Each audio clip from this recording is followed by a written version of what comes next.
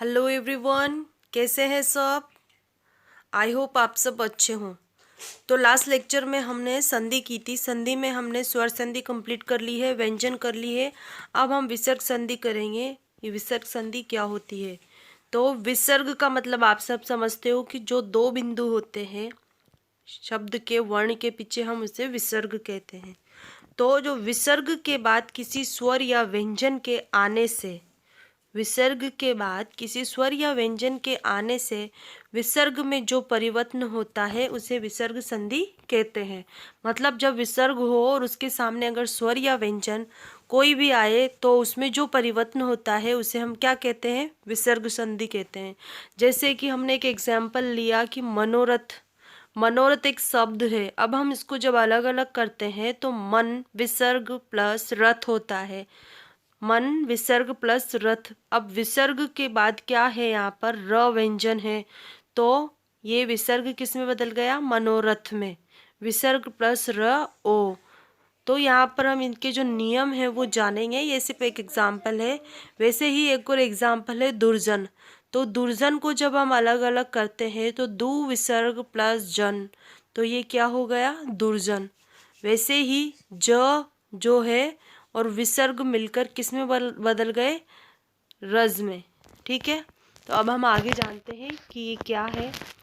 विसर्ग संधि के नियम होते हैं। जो नियम है वो है कि विसर्ग संधि के नियम, विसर्ग संधि बनाने के कुछ प्रमुख नियम इस प्रकार है।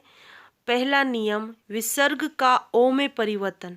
जो हमारा विसर्ग है वो किस तरह से ओ में परिवर्तन हो जाता है? यश विसर्ग प्लस गान, यशोगान। मन प्लस रंजन, मनोरंजन। और विसर्ग का र में परिवर्तन, जैसे नी विसर्ग धन तो निर्धन। निर्भय, नी विसर्ग भय, निर्भय।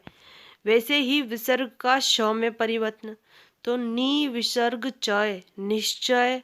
नी विसर्ग चल, निश्चल। ठीक है, वैसे ही विसर्ग का श में परिवर्तन होता है। तो जब नी के बाद विसर्ग आया और स आया है तो वो आधे स में बदल जाएगा। वैसे ही नी के बाद त आया है तो वो आधे स में बदलकर निस्तेज बन जाएगा। अब यहाँ पर स संबंधित नियम हमने श से दो श के नियम पढ़ लिए हैं। अब हमारा श जो अंतस्थ स्वर में आता है उसका हम जानते हैं कि वो किस तरह से विसर्ग में परिवर्तित होता है। कि धनु कष्टार, धनु, धनु संटार, तो इसका क्या हो जाएगा? धनु विसर्ग टंकार। दुष्कर्म, तो दुष विसर्ग धन कर्म में ये बदल गया। इस तरह से इसमें परिवर्तन होते हैं। जैसे कि विसर्ग का लोप होना, कुछ शब्दों में विसर्ग का लोप होता है। वो किस तरह से होता है? कि जैसे विसर्ग का र से मेल होने पर विसर्ग का लोप हो जाता है, मतलब वो गायब हो जाता है और विसर्ग के पहले का स्वर दीर्घ हो जाता है। जो पहला वाला स्वर होता है वो दीर्घ में, मतलब बड़े रूप में बदल जाता है। जैसे यहाँ पर है निरोग, तो हम इसको अलग अलग करेंगे तो नी विसर्ग रोग, और ये बड़े ई की मात्रा में बदल गया क्योंकि विसर्ग के बाद र आया है। वैसे ही नीरस है, तो नीरस को हमने अलग अलग किया तो नी विसर्ग रस, तो ये किस में बदल गया? नीरस में। अब छ संबंधित नियम हैं जो है विसर्ग के। ये विसर्ग के जो नियम है उसमें से है कि विसर्ग में परिवर्तन न होना। कुछ शब्द ऐसे होते हैं जिसमें विसर्ग का परिवर्तन नहीं होता है। यदि विसर्ग के पहले अ हो और विसर्ग का मेल क तथा प से हो तो विसर्ग में कोई परिवर्तन नहीं होता है। सॉरी।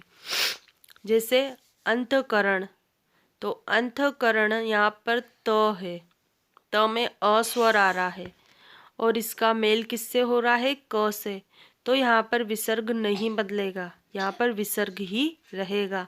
वैसे ही है प्रातः काल, तो प्रातः में त है और क सामने आया है तो ये प्रातः काल होगा।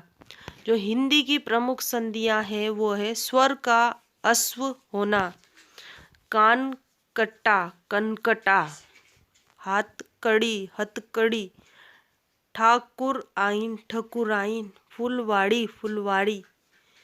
स्वर का लोप होना, पानी घट पनघट, व्यंजन का लोप होना। व्यंजन किस तरह से लोप हुआ है इसमें? उश प्लस ही उशी, स प्लस ही सही, यहाँ पर व्यंजन लोप है। ठीक है। प्रत्यय के योग से संधि का होना, उप पर प्लस उक्त, यहाँ पर ऊपर प्लस उक्त उपरोक्त। यहाँ पर प्रत्यय, प्रत्यय क्या होते हैं? शब्द के पीछे जुड़कर शब्द में परिवर्तन करते हैं। तो यहाँ पर प्रत्यय द्वारा इसका परिवर्तन कैसे हुआ है? ऊपर प्लस उक्त उपरोक्त। वैसे ही मामा प्लस एरा ममेरा, यहाँ पर एरा क्या है? प्रत्यय है। फिर है ह्रस्व स्वर का दीर्घ होना तथा किसी पद का लोप भी होना, मतलब जो ह्रस्व स्वर है वो दीर्घ बन जाएगा और कोई वर्ग पद लोप हो जाएगा। जैसे दीनानाथ, दीन प्लस नाथ दीनानाथ। मूसलाधार, मूसल प्लस धार। उत्तराखंड, उत्तरधन खंड। तो ये हमारी विसर्ग संधि है। इसमें विसर्ग संधि में कहने का मतलब है कि विसर्ग के साथ व्यंजन अथवा स्वर के मेल से जो परिवर्तन होता है उसे विसर्ग संधि कहते हैं। विसर्ग के साथ व्यंजन अथवा स्वर के मेल से जो विकार होता है उसे ही विसर्ग संधि कहते हैं। विसर्ग संधि में जो विसर्ग संधि के पूर्व और बाद के दोनों ओर अ हो तो विसर्ग ओ हो जाता है। मतलब जब विसर्ग संधि के पहले और बाद में अ हो तो वो क्या हो जाता है? ओ हो जाता है। और विसर्ग संधि के पहले अ और बाद में किसी वर्ग का तीसरा या चौथा पांचवा या वर्ण हो तो य र ल व ह में वर्ण हो तो वो ओ हो जाता है। इस तरह के इसके नियम है जो हमने अभी जाने हैं। अब यहाँ पर हमारी विसर्ग संधि कंप्लीट होती है। अब हम नेक्स्ट लेक्चर में मिलेंगे। Thank you so much. Have a nice day.